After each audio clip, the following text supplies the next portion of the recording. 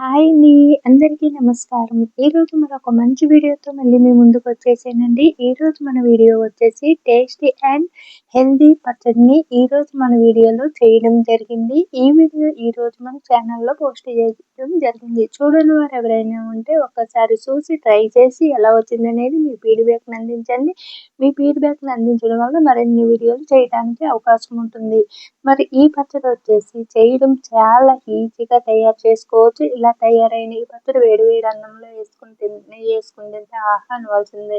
అలాగే మనకి ఐరన్ తక్కువ ఉన్న వాళ్ళు ఈ పచ్చడిని ఇలా చేసి తీసుకోండి. ఐరన్ సమృద్ధిగా పెరుగుతుంది. అలాగే బ్లడ్ కూడా ఇంప్రూవ్ అవుతుంది. ఎంతో టేస్టీగా ఉండే ఈ నువ్వుపప్పు పచ్చడిని కావలసినవి ఇప్పుడు చూసేద్దాం. ముందుగా అరకప్పు నువ్వుల్ని, అలాగే ఒక 8 కానీ 10 కానీ మీరు తినే కారాన్ని బట్టి పచ్చిమిర్చిని, 2 రెమ్మల కరివేపాకు, చిన్న చింతపండుని, నిమ్మకాయలో సగమంత చింతపండుని వాటర్‌లో వేసి నానబెట్టుకోవాలి. ఇప్పుడు తయారు చేసే విధానాన్ని చూసేద్దాం.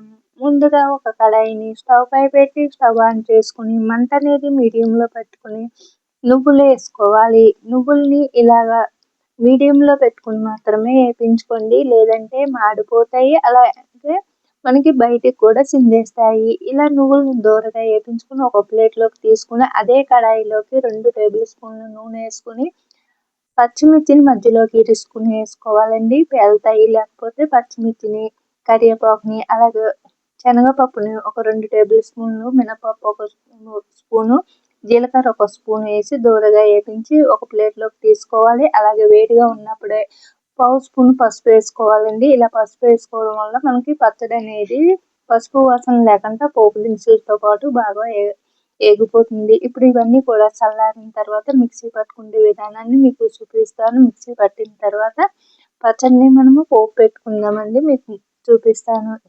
ఈ పచ్చడి వచ్చేసి ఇలా చేస్తే మన హెల్త్‌కి చాలా మంచిగా ఉండడమే కాదు, నోటికి కమ్మగా ఉంటుంది.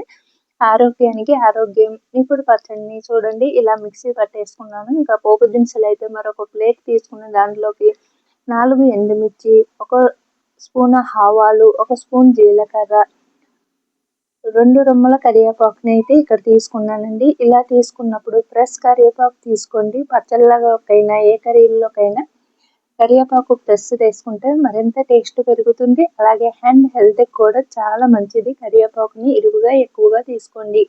ఇప్పుడు ఇలా తయారు చేసుకున్న ఈ పచ్చడిని ఇప్పుడు ముందుగా మనము అన్నీ వేయించుకున్న కడాయి ఉంది కదండి, అదే కడాయిలోకి ఒక పావు కప్పు నూనె వేసి నూనె వీటెక్కిన తర్వాత పోపు దినుసులన్నిటిని ఒకటేసారి వేసుకుని వేయించుకోండి సన్నని మంట మీద.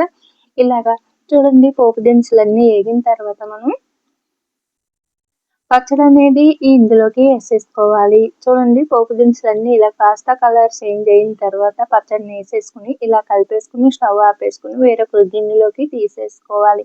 అంతేనండి, ఎంతో టేస్టీగా హెల్తీ ఆరోగ్యకరమైన పచ్చడి అయితే ఇప్పుడు మనకి రెడీ అయిపోయింది. ఎంతో టేస్టీగా ఉండే ఈ పచ్చడి వేడి వేడి అన్నంలోకి చాలా టేస్టీగా ఉంటుందండి. ఇంక ఇడ్లీ, వడ, దోశల్లోకి చాలా బాగుంటుంది. Tasty and healthy.